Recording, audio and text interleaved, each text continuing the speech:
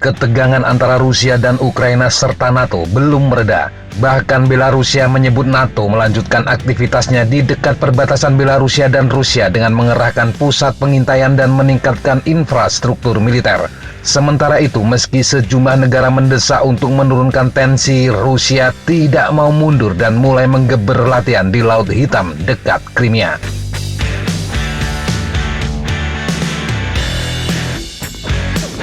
Kepala Staf Umum Belarusia, Mayor Jenderal Viktor Gulevich, pada pertemuan Komite Militer Organisasi Perjanjian Keamanan Kolektif atau CSTO pada 19 April 2021 mencatat adanya aktivitas lanjutan dari blok NATO di dekat perbatasan Rusia dan Belarusia.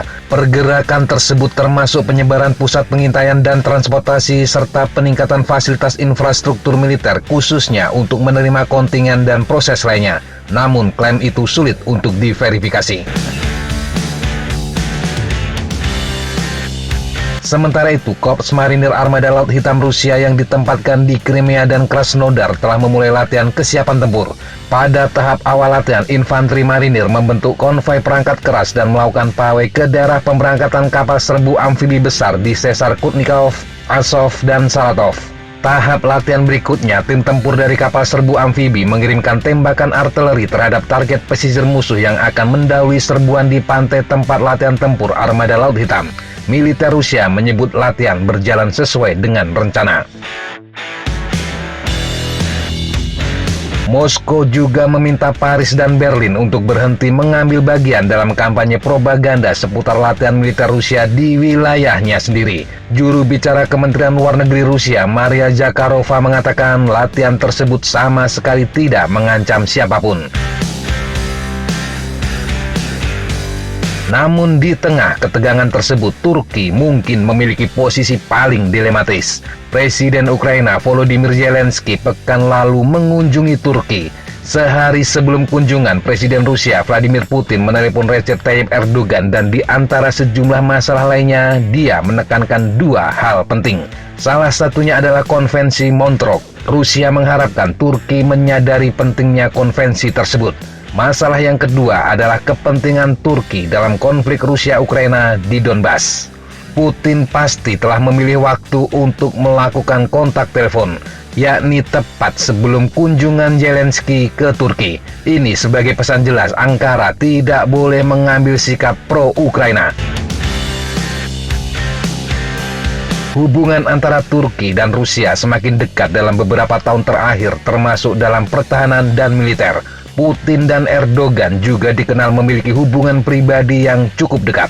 Namun demikian, meski Putin telah menelepon Erdogan, 20 poin pernyataan yang dikeluarkan setelah pembicaraan Erdogan-Zelensky mungkin mengganggu Rusia. Hal ini karena pernyataan itu menyebutkan aneksasi Crimea oleh Rusia sebanyak 4 kali.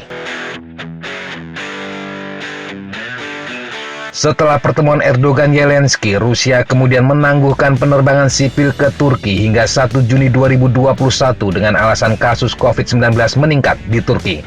Faktanya, kasus COVID-19 telah meningkat secara dramatis dalam beberapa minggu terakhir. Jelas, pilihan tanggal oleh Rusia mengandung pesan yang kuat. Turki diperkirakan akan kehilangan pendapatan dari pariwisata hingga 1,5 miliar dolar Amerika atau sekitar 21 triliun rupiah karena keputusan Rusia tersebut.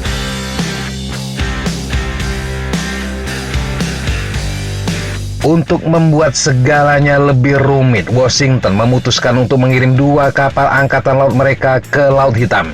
Rusia membalas dengan memindahkan sedikitnya 10 kapal dari armada Laut Kaspia ke Laut Hitam. Ini berarti menghangatkan perairan di lepas pantai Ukraina. Kabar kemudian muncul Amerika membatalkan rencana mengirim kapal mereka.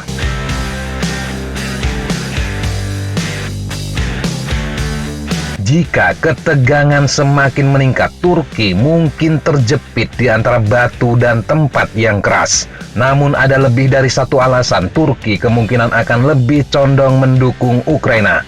Pertama, Turki berpihak pada sebagian besar komunitas internasional yang memandang aneksasi Crimea oleh Rusia sebagai pelanggaran hukum internasional. Yang kedua, Turki bekerja sama dengan Ukraina di bidang industri pertahanan. ketika banyak sekutu NATO menolak menjual komponen peralatan pertahanan canggih tertentu untuk drone buatannya, Turki mengembangkan industri pertahanannya sendiri melalui kerjasama dengan sejumlah negara seperti Ukraina yang memiliki industri pertahanan yang relatif maju.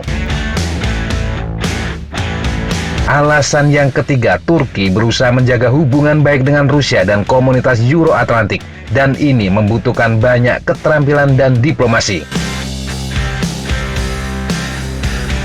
Apakah Turki akan mampu mencapai keseimbangan dalam konflik ini tanpa menyakiti kepekaan Rusia? Semua masih harus dilihat.